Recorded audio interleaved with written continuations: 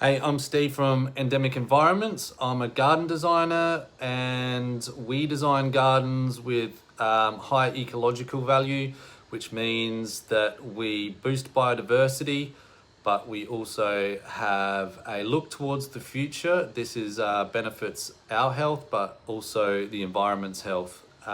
This is for homeowners that and property owners that have either residential properties or acreage and really want to improve their home life, their garden life, have a sanctuary to go to for relief and something that enriches them after a busy day with the family or work, and that's what we really gear it towards.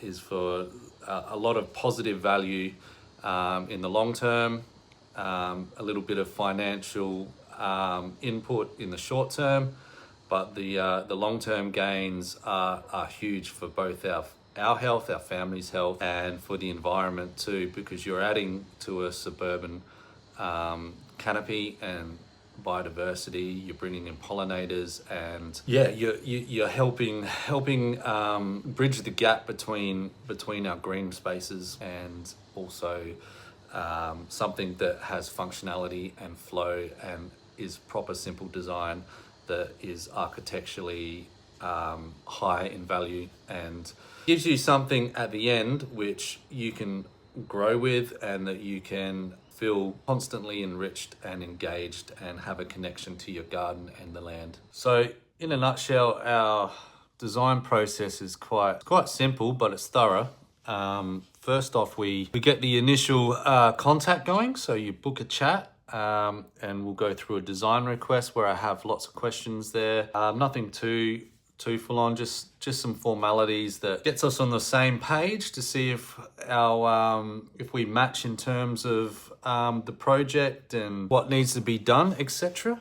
So once that's done, we will make contact and book a chat. We'll have a chat and we will move on to the proposal and sending you the offer of what we can achieve based on the information that we've gathered together. After this process and the acceptance of the design proposal, we will move into booking a spot in our calendar, and this activates the next phase of consultation and site visit. And this is where we really start to understand the landforms and the landscape and every single aspect in to do with your project. We'll do site analysis, we'll map it out, and then this moves into the next phase, which is drafting and ideation, where we will look at everything as a whole and start to put these ideas into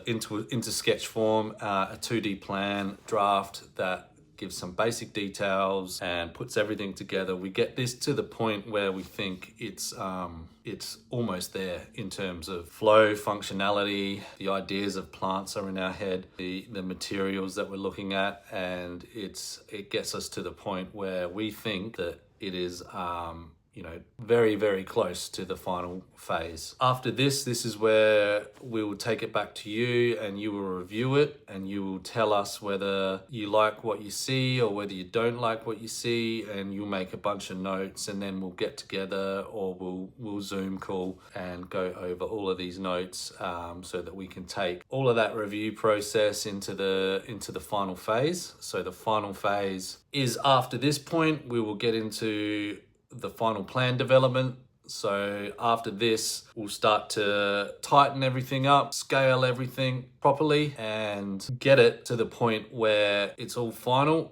We can document it, we can batch it up into a folder, we can also print them off if needed, and then we can send you and deliver the final plans, which will have concept, plant planning, 2D schematics for construction, and contractors to read off to take into the next phase of implementation. So after that, we will help with the implementation and tendering towards getting some reliable contractors, of which we have many connections with, and we have a certain batch of contractors that we use regularly. And after this point, you can work out whether you would like us to stay involved with the project. This is good because we can be a conduit and we can help guide it to fruition and be that spokesperson between you and the contractor.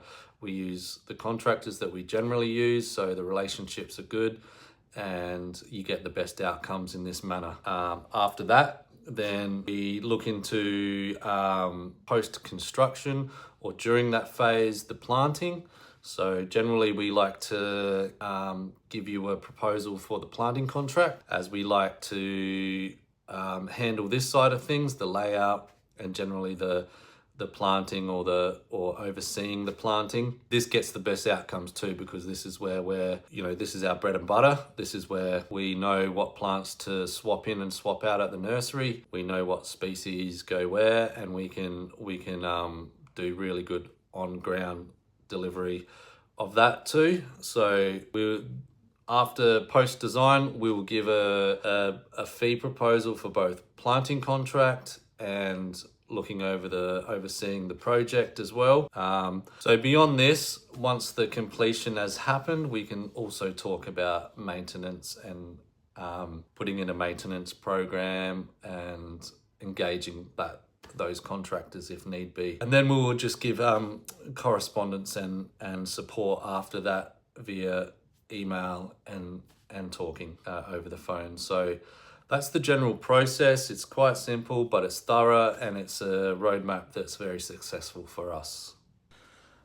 Okay, so now I've gone through the process and what we do.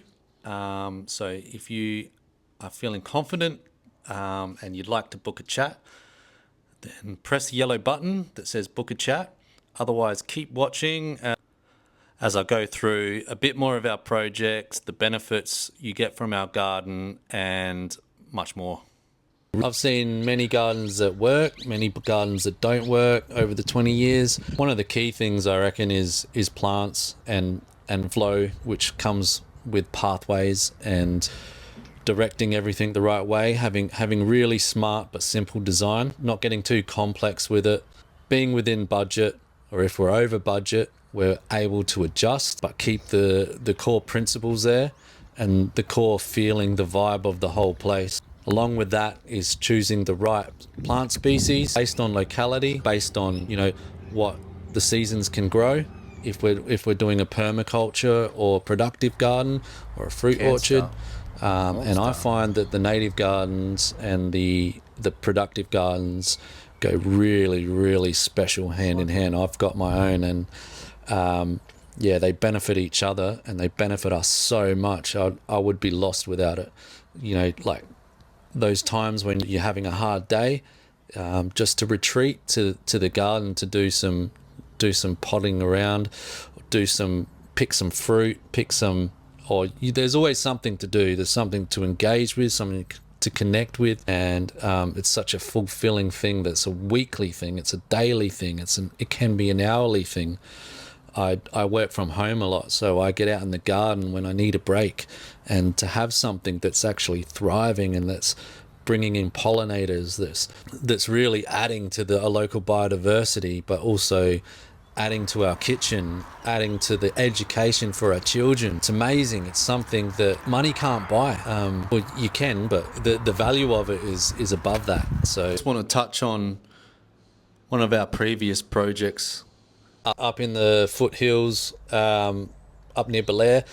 They had a real challenging slope. It's like in a large tree that sort of hang its roots in there. So design was really important to make sure that we protected the pool, which was on the underside of it, but also created a new area right up the top section, which the family could enjoy too. So yeah, the design in terms of understanding how the land would be and what needed to be retained was important. We put some rock walling to retain some natural looking stuff, and then that was able to divide the levels, and then we were able to put an open staircase, gave pretty well free flowing movement Designing something that really is looking towards the future too is a great way to invest what you have. If you have, to spend, then what better way to do it by improving your local area,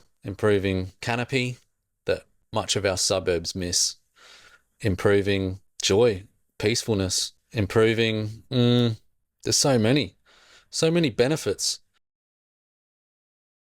There's something pretty special when those first plants go into the ground. Just had one recently where the client, she was pretty overwhelmed by the experience of having about 500 to 600 different plant species planted in a day or two, and yeah, it gets quite emotional. It's nice because the planning before then had taken some time, and the design was set, and then it was bringing it into fruition, and then the landscaping happens, and that's fun. It's everything's deconstructed then constructed, but then the one of the last points is putting those plants in, the locally sourced native plants and also the productive plants. And it's happened time and time again where clients get really overwhelmed and emotional about how that looks after, and the feeling of it, and that is finally happening.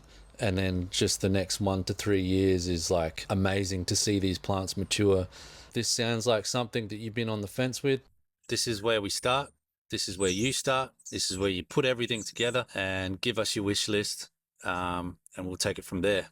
We got a really good A to B on how to get this happening. Been in the industry for a long time now, and some of the biggest problems is just getting started, but also just tackling those hurdles along the way. Comes to post design, we can help you there too. So we've got many projects on the go at the moment. Have a certain amount of projects that we do each year, so we get booked up quite quickly. So if you're confident about this and you'd like to learn more, book a chat. Press the yellow button that says book a chat, and you'll go through the design request form, and then we'll book in the calendar a time for us to have a good chat.